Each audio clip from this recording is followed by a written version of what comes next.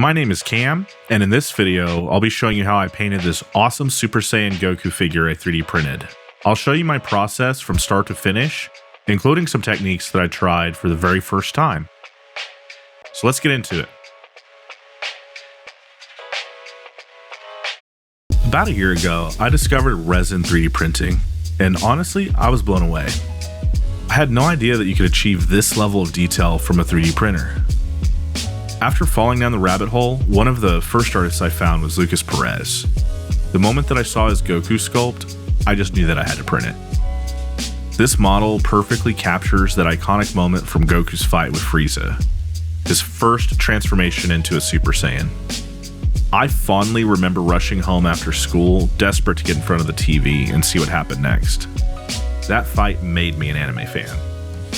But if you were a Toonami kid like me, you definitely remember how much they dragged out Frieza's threat to destroy Namek after 5 minutes, which somehow stretched into like 10 episodes.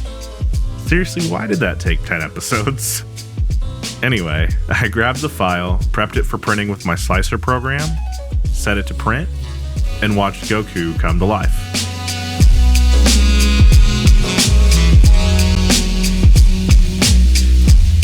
Off camera, I removed the printer supports and cleaned the model. Then it was time to prep the surface for painting. Sanding the model is pretty straightforward. Before painting, my goal is to remove any leftover support marks or imperfections from the printing process, while also being careful not to damage the model itself. I use a variety of different tools, but mostly what I use here are different grits of sandpaper and sanding sponges. I usually start out at around 200 grit, and I work my way up through 600 or 800, all the way up to 1200 and even 1500. I also tried these diamond files I got off of Amazon. They do a decent job. Getting a smooth surface here makes a huge difference once you start painting. Any imperfections left over will show through the paint job. I'm still refining my process when it comes to surface prep. It's definitely one of those steps you really don't want to do, but if you skip it or rush through it, you'll regret it later. That said, it's all about balance. I just try to clean things up just enough so that the most noticeable flaws are gone, and I've got a nice surface to work with. Alright, now for the fun part. Painting! Well, sort of. My very first layer of paint is a surfacer layer, which also acts as a primer. I do this for a few reasons, but the main reason is to ensure that the future layers of paint adhere to the model better. Another reason is that the surfacer I use acts as a bit of a microfiller. So any rougher details from the sanding process will be filled in and smoothed out. My preferred surfacer is the Gaia Notes Evo surfacer line. In hindsight, having my surfacer be the same color as my resin, not the best move. But at the time, I only had gray, so I just went with it.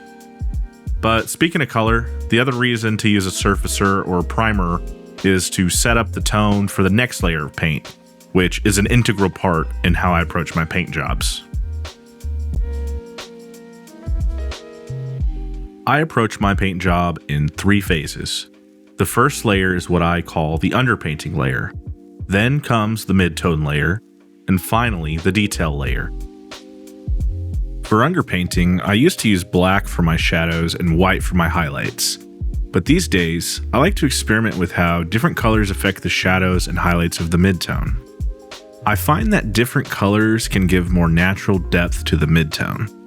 Speaking of midtones, this layer represents the color I want the object to read as. After applying the midtone, it should read clearly as my target color. But thanks to the work I did in the previous layer, it already has depth and dimension built right in.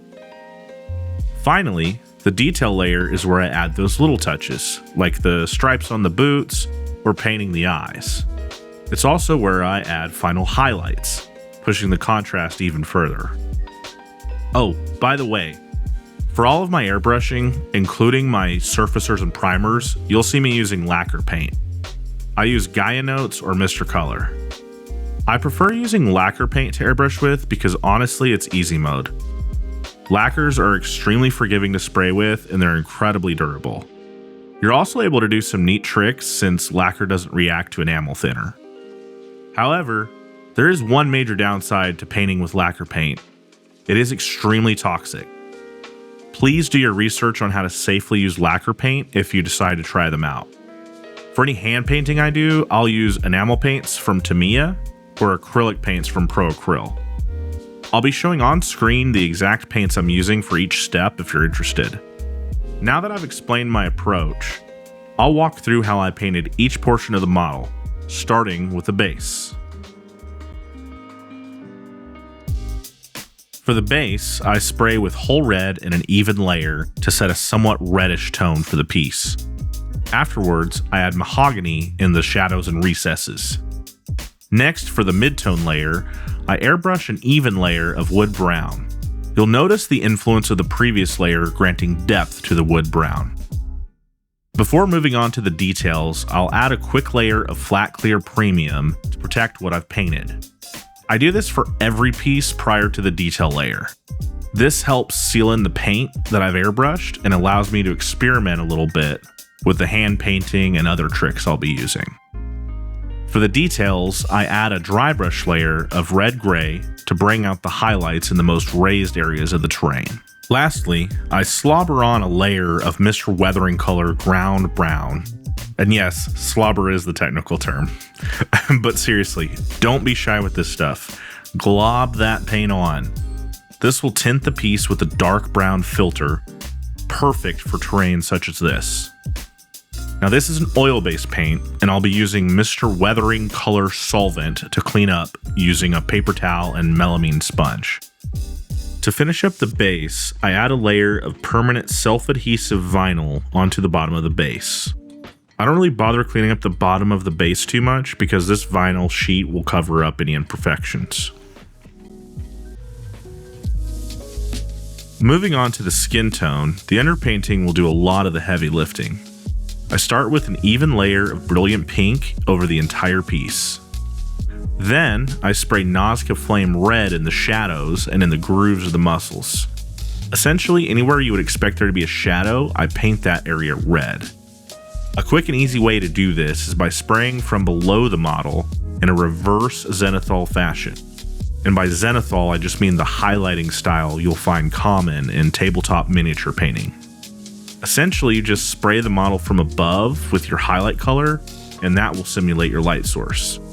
Now with my approach here, I'm basically just doing the opposite and spraying from below, generating the shadows with the red.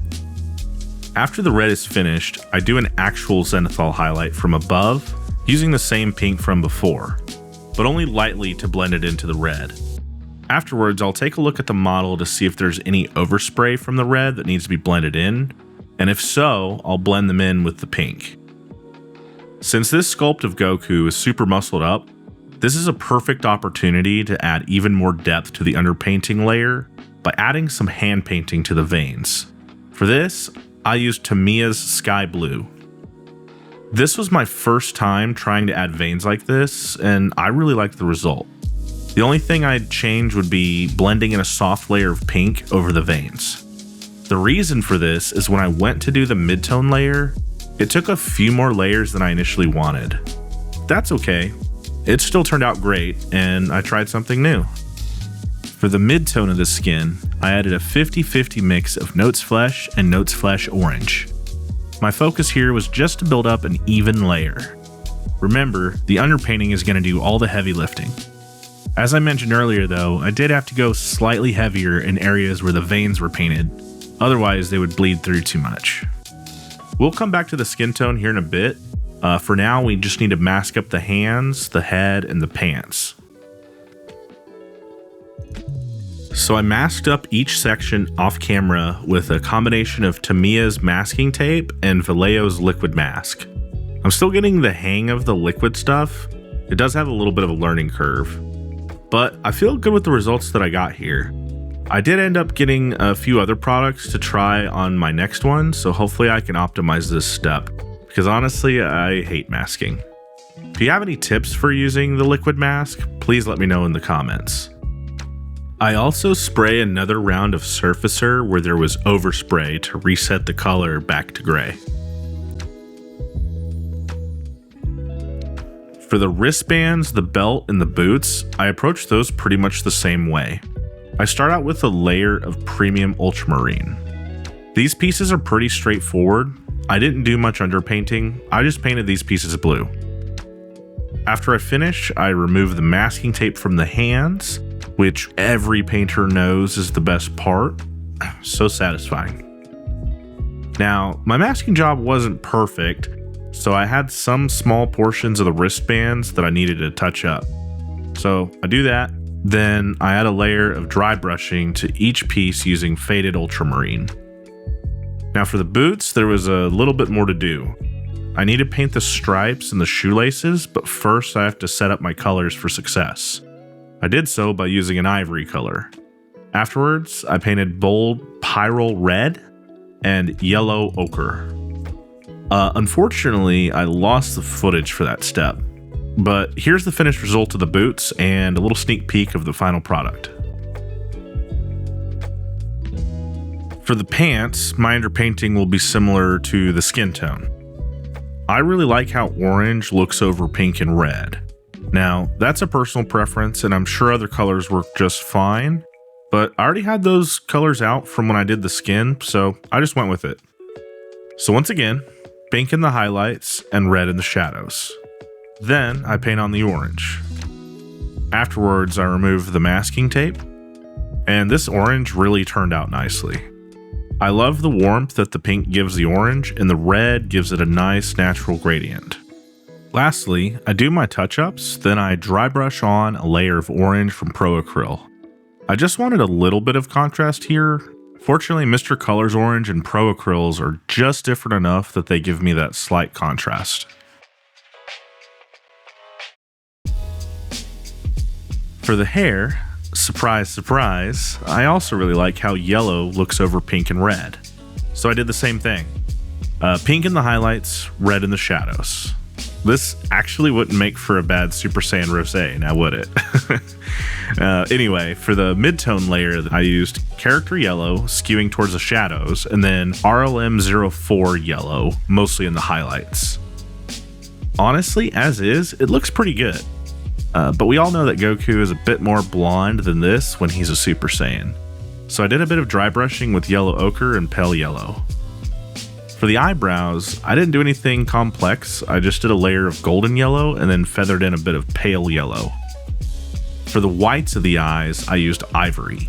And for the iris, pupil, I don't really know what you'd call this since it's really just a small circle. But anyway, I painted it using bright jade. For the outline of the eye, very carefully, I used a fine tip brush from Tamiya with dark neutral gray. This was definitely a bit of a scary moment as I'd rather not have to touch this color up, but I think I did okay here. I finish off the eyes with a small specular highlight in each eye using bold titanium white. I'm pretty much done with the face now. Time to go back and finish up the skin.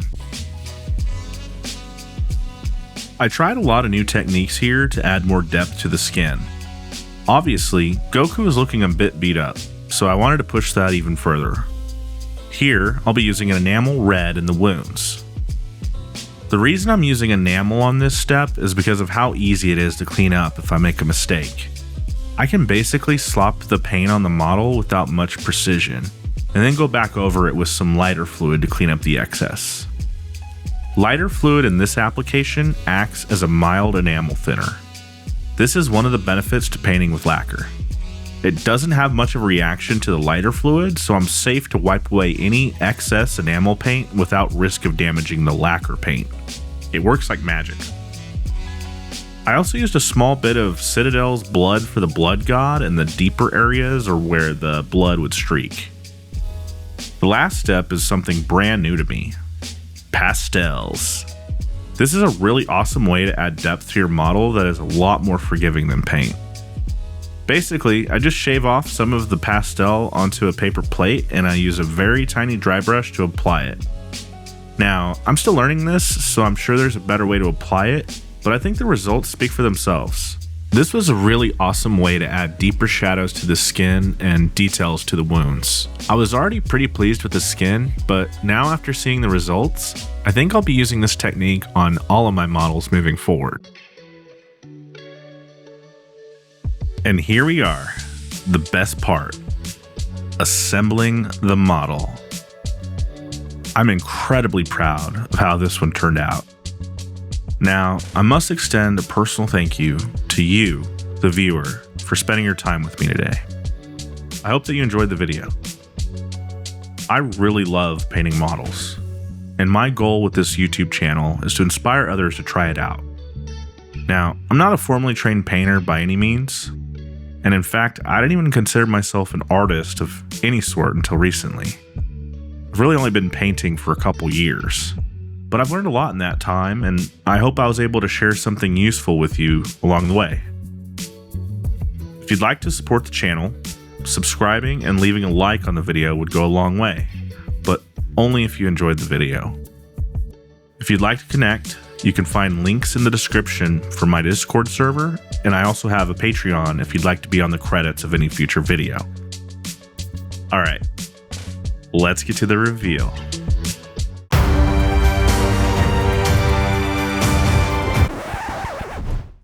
Just kidding.